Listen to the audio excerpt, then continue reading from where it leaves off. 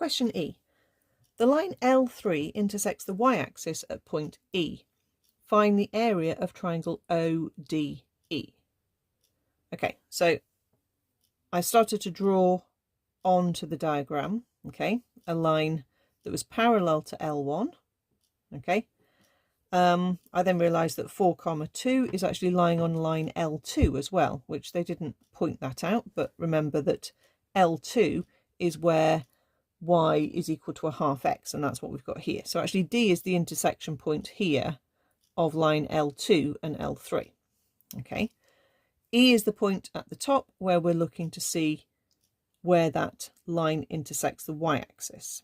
Okay, so we can see what point E's coordinates is if we look at the equation of the line, because the plus 10 is the y-intercept. So we can write down that E is equal to 0, 10. Okay. To find the area of triangle ODE, that would be this large triangle then, starting from O, going all the way to D, up to E, back down. It's possible to do it exactly the same way as we did the small triangle in part C. We can just use a half times base times height. This time our base is 10 and our height is this distance coming sideways out to D, which we know is 4 units.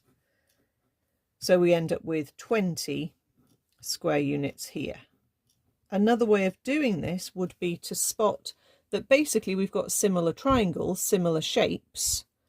Okay, and remember, when your lengths double, that has the effect of multiplying your area by a factor of 2 squared. Okay, in other words, a factor of 4. So you could have spotted that and times the answer in part C by 4 and got the area of the triangle there.